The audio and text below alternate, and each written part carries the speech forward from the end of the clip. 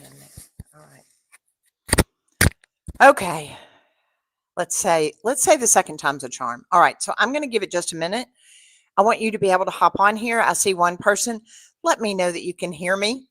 And that way, I want to make sure that the information today that you are hearing is good, it's clear, and that our voices are coming through. So here's the part that I'm excited about. Yay! Okay, here's the part that we're excited about.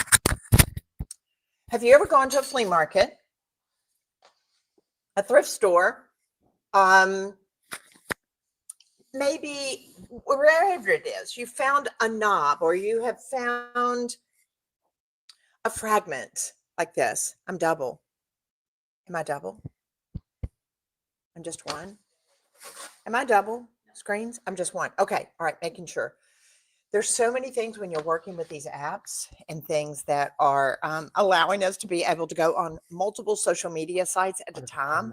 And that's part of what we were dealing with this morning. So thank y'all for your patience.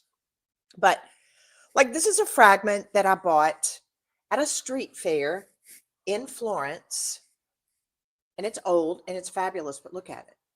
And you're thinking, if I could recreate these things and make multiple ones of them and gild them and sell them, that would be great. Or maybe it's a situation to where you found something and you're like, that would make a really fantastic knob on a piece of furniture.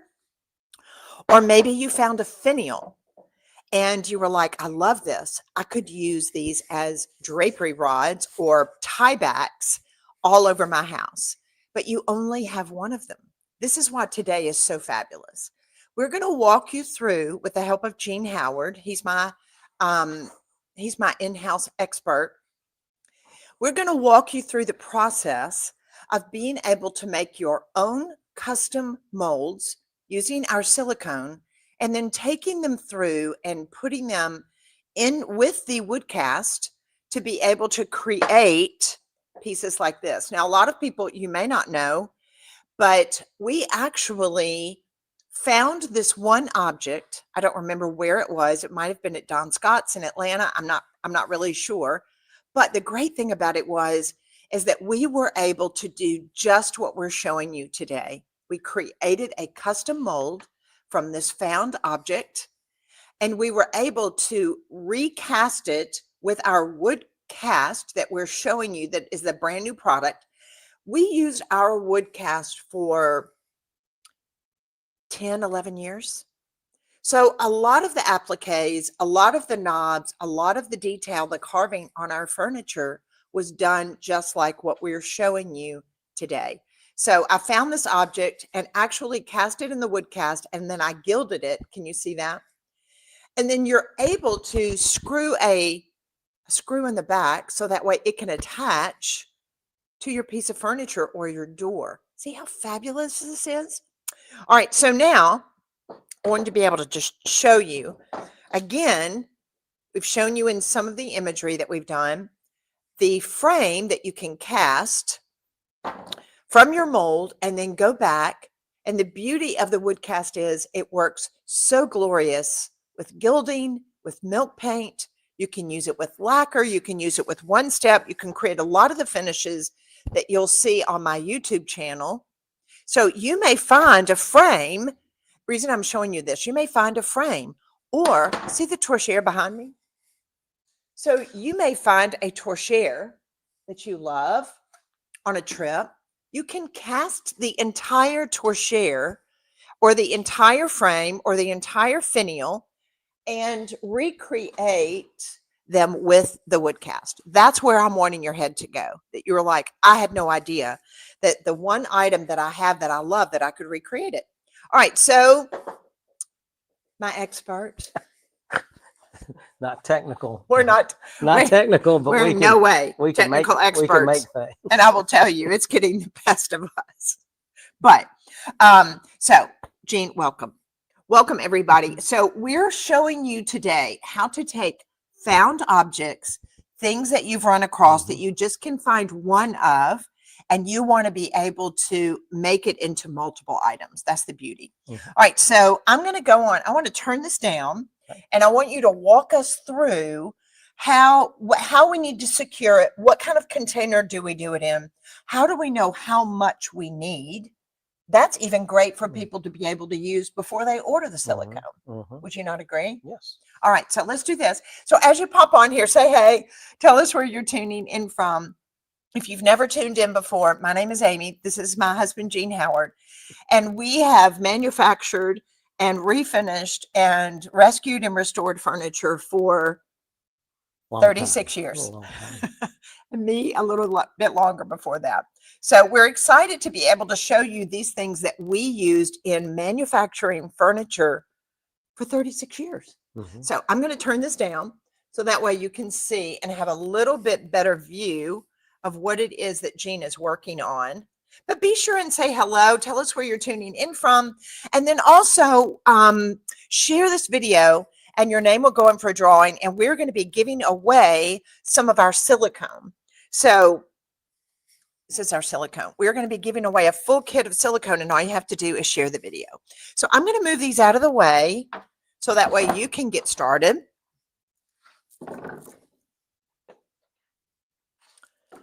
All right, so I do have a question that I think people may want to know while they're on here. If we find this item, or maybe the one that we found at the fair in Italy, and they don't want to really affect the leaf or the finish that's on the piece that they're going to be making a mold out of and casting.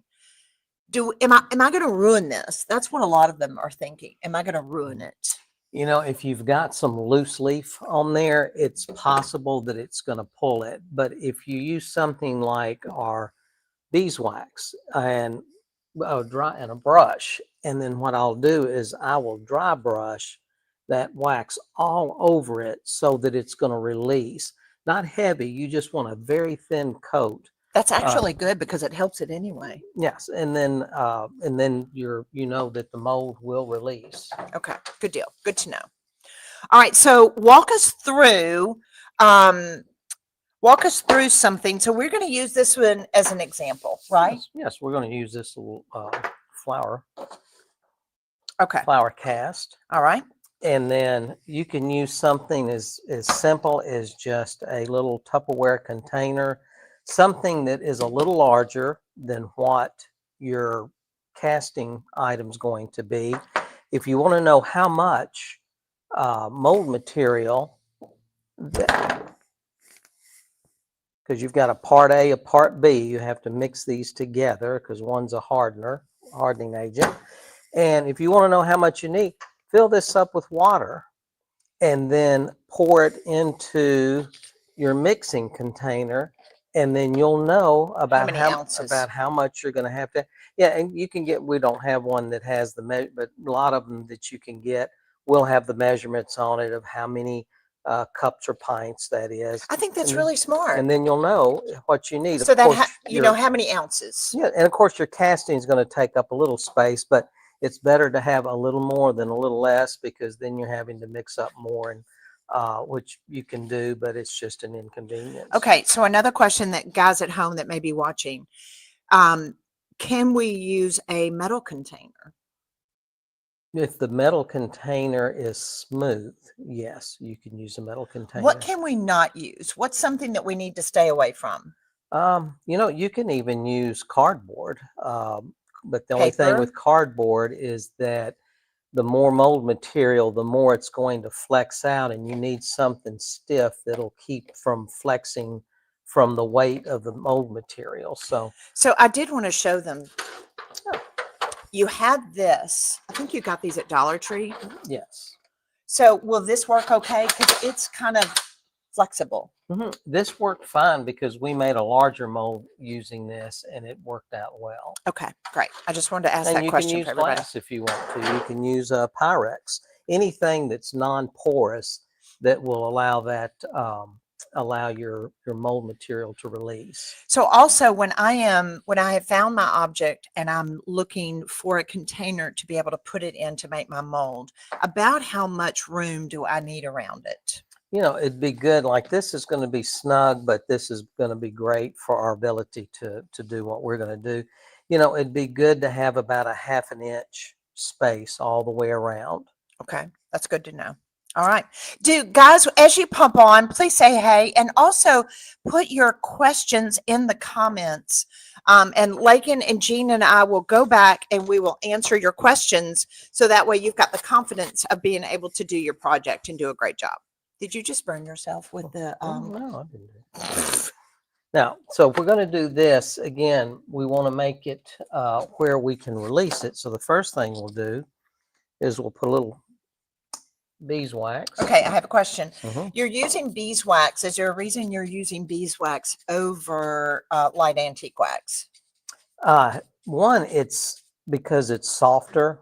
Okay. It's the viscosity is thinner, so it's much easier to apply. Okay. And all I'm going to do is just go in and somewhat of what we call dry brushing. We're not wanting to put this on heavy.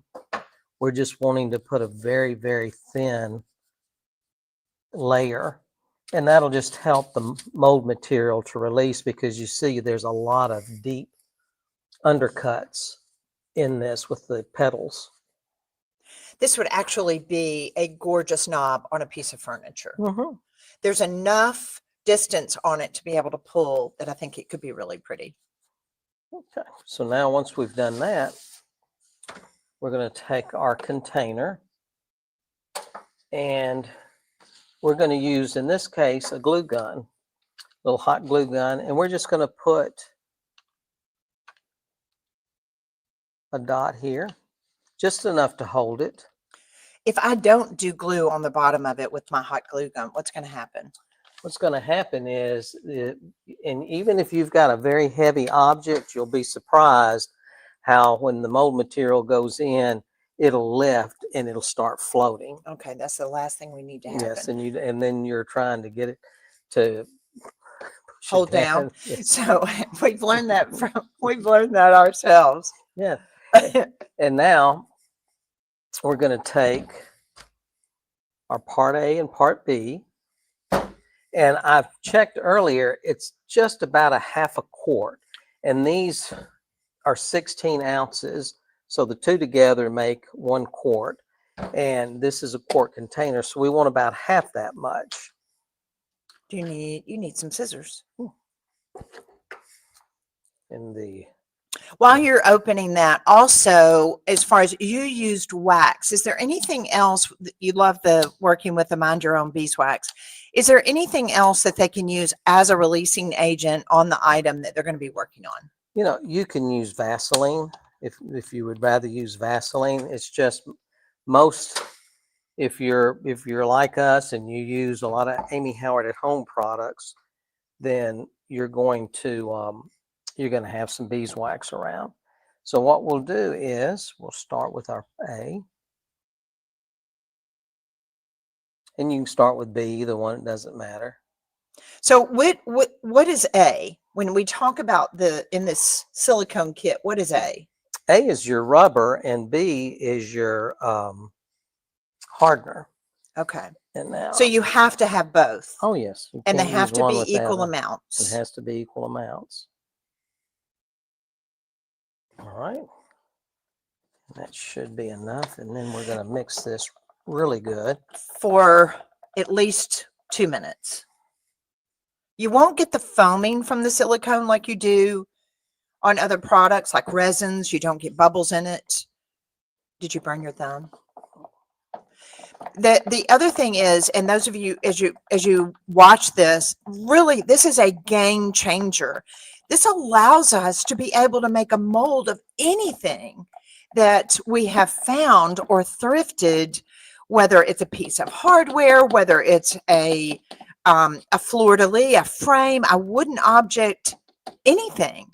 And then that way, once you've made your mold, you can use ceramic cast, you can use resin, and you can use wood cast. Mm-hmm. All right. So now, check, make sure a little hot glue. And the nice thing is the hot glue, you will be able to pop this back out, but it's in here enough, doesn't hurt it, but it's in there to hold it. That's great.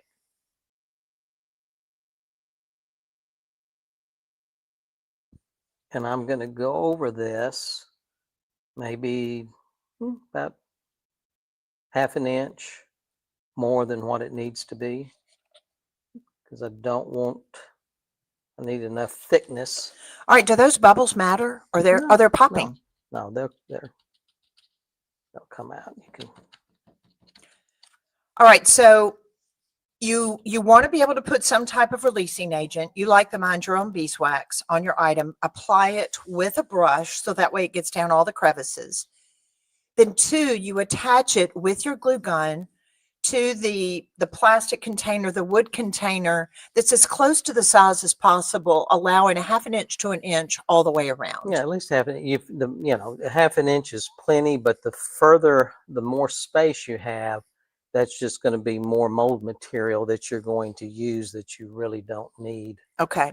So then about how long do we need to allow the silicone to set up? The thicker it is, the longer it needs. I like letting it sit overnight. 100%, 24 hours to 48 hours, wouldn't you say? Yeah, at least 24 hours. So this is the wood cast and the silicone are probably 2 things that you don't want to rush. Yes. And we're all about instant gratification, but we need to let this dry. So I would say really and truly, guys, 24 to 48 hours and keep it just in room temperature. There we go. And the bubbles have disappeared. Awesome. Okay. So do you want to grab this to be able to show them? This was a frame that we had that Jean did, and I'll move out of the way so that way you can get it. I just was going to show them and then I'll move it. So, same thing. We took our frame, did a couple of dots of the hot glue, and put it down.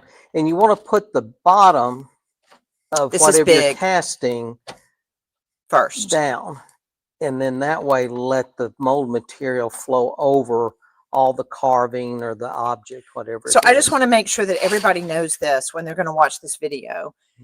Why would you not turn it this way and pour the mold over it this way? Why is it important to put the back down first? Well, because all of what you're wanting is going to be buried or will be underneath, and the mold material won't get to it, and so you won't be able to cast anything. Okay. So always the back goes down first. Yes. All right. Love that. All right. So again, as you're watching, please be sure and ask your questions in the comments. So that way Jean and I and Lakin will come back and do that for you later. And so here was the mold material that we made of that. We let this sit overnight. 24 hours. Yes. 24 hours. Yes. And then here is the mold with all of the detail in it from that from the frame. Now here's something exciting, and a lot of people may not know this that are watching now or that may be watching this later. As we were furniture manufacturers, we still have hundreds of molds that we make. These molds are good pretty much forever. Yeah, then and especially the wood cast, because it doesn't generate any heat like the ceramic cast does. It will not deteriorate the mold. Now, the ceramic cast, possibly because it generates so much heat, after about 15-20 minutes of mixing, pouring it in, you'll feel it very warm. And so it may, over time, break down the mold material. Okay. But in this situation, for wood cast, it's not. But that's our mold for that frame. So can I say something else so they know it at home? So can you go over, kind of go down in here? So see how that frame has come around it? How, if they're going to go on and you could use our resin, you could use ceramic cast, or if you want it to be wood, you would use the wood cast. And Jean is getting ready to show you how to be able to put that into a mold. But so how do they make sure that it gets down in those crevices? Well, and I'm going to show you in a smaller, we'll do the little rose. Okay. Is that a rose? Carnation? It is. It's a rose. Petal, rosebud. And I'll show you in this, but you're going to have to make sure, because there's so much detail and there's so much undercutting in here, you will need to really push that material down and make sure that your wood cast is pliable. Okay. I love, this is a nice mold, isn't it? Yeah. It's beautiful. You go by weight. That's right. It's pretty good. And so, like I said, we'll take our rows and So that way, when you take it out, this is going to be how it feels. This is the consistency. This is the pliability of it. And the molds are good pretty much forever. You could get hundreds and hundreds of casts out of the molds that you will create with our Amy Howard at Home silicone material. So you can see there's going to be a lot of detail with this piece. You can see that in the mold. Something you're going to need acetone. Acetone is the compatible product that will allow the wood cast to be more pliable. And what I'll do is, depending on the project, this isn't a big project, so I've taken just a paper cup and cut it, because I'm going to put a little bit of acetone in that for my working. Is there anything else people can use besides acetone? No, acetone is the winner. Okay. And then we'll take our wood cast, which I think this is about a pound and a half. 1.1 pounds, 1.4 pounds.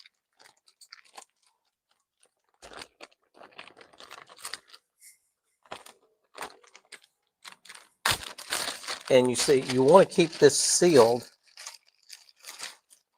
And we'll take some out, and then we'll roll our bag up and just put it out of the way. You want to keep it airtight the whole time you're working on it. And then what I'm doing, I'm just breaking this up and putting it in the acetone.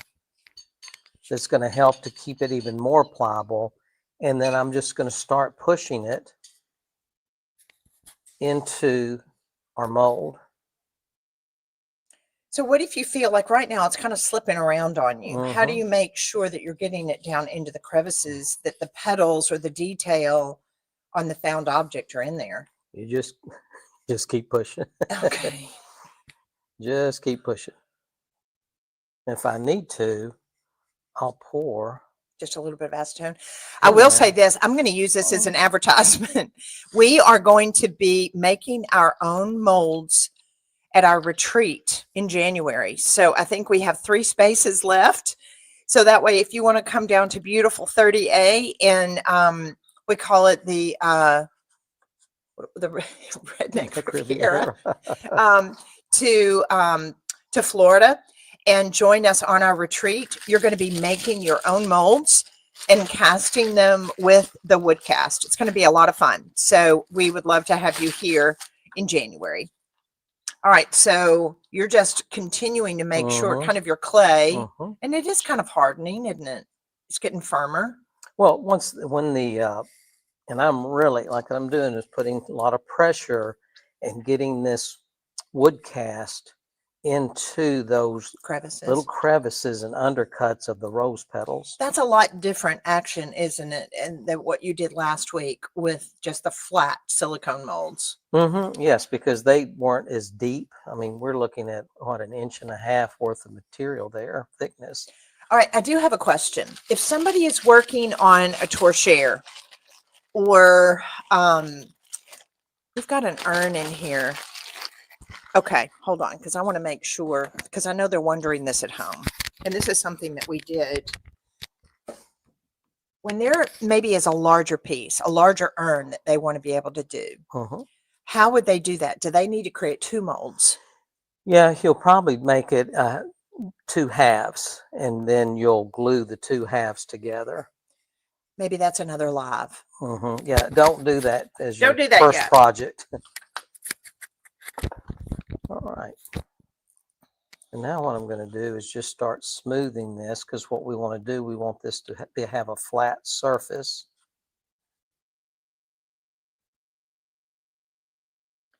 Now, we'll say this. I kept saying, Gene, can I give you a tool? Can I give you a spreader? Can I give you? And he's like, no, I want to use my fingers. No, because this is such a small area that we're not needing to do that. And then we're good.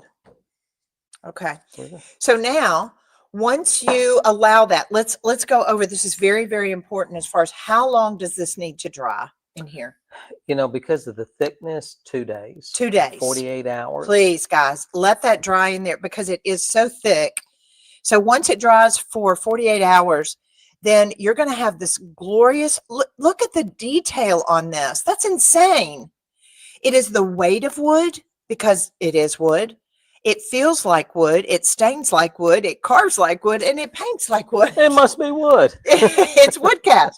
So the details on that, even the lines on the petals and everything. So now, to me, the excitement is that you can start looking at the items that you find that you love that are just for yourself, but you're thinking, I could make multiple of these. I could sell them in my booth or my stall, or I could teach workshops and teach people how to do finishes on them, or I could resell them on my Etsy shop for people. Or you can make something that's really beautiful to be able to recreate on something that you want for your home. Now, I'm not doing this as a stump the chump, but let's say that somebody has, you know where I'm going with this, I think.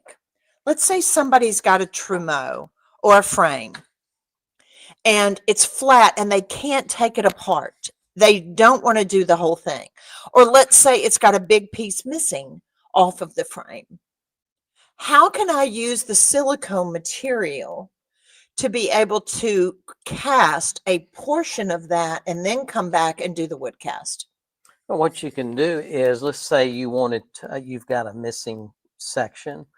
You can take a soft clay, not an air dry clay. You want that to be a reusable clay over and over again. Yes. And what you would do is you would take that clay and create a border so that you can contain the mold material in a certain area that you need it.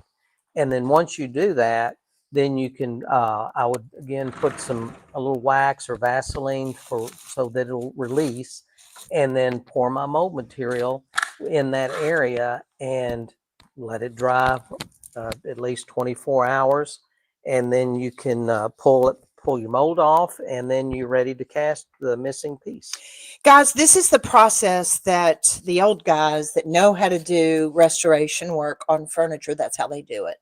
You could just use the clay, like Jean was saying, and create a valley and pour that in on the silicone, whether it's a frame, whether it's on a chair or a table base or whatever. Mm-hmm. It really does open up a whole new life for you to be able to rescue and restore, cast these one-of-a-kind pieces. Or for us, what we like to do is to find found objects like this and make them into things. A lot of you that saw our home that was on the cover of Traditional Home, those were putti. We made them into sconces. Mm-hmm. So think outside of the box on these things. It's like you may find a fragment but go, oh my gosh, that would be a great piece of hardware for my furniture. Now you know how to be able to create the mold. Can you hold that just a second? You know how to be able to create the mold and cast it with the wood cast. So hopefully that helps. That's good. Thank you. Good job. You did a great job. We got a little stressed out doing the tech part of our live today. Well, we know what to do. Use my phone. It looks like it. But the main thing is, y'all, I think y'all know our hearts. We love teaching you. And we don't want to introduce a product. We don't want to launch a product. We don't want to sell a product that we don't teach you how to use. And it's not something that we haven't used for many, many, many years. This is a wonderful product that we used in furniture manufacturing, I know, for almost 11 or 12 years. And we know that it's something that you're going to love using it as you love to rescue, restore, and redecorate. Have a great Friday, everybody. We love you. We appreciate you. Merry Christmas. We hope you're enjoying your shopping. My suggestion is buy the woodcast and buy the silicone for your gift, because maybe they don't know what to get you. Or give it to others. Or for creative. Wouldn't that be a great idea? Yes. You know, it's like if you know somebody is really creative and they're like, I've never heard of this. What is it? It's like, I'm going to rock your world. So have a great day, guys. We love you. Bye. All right.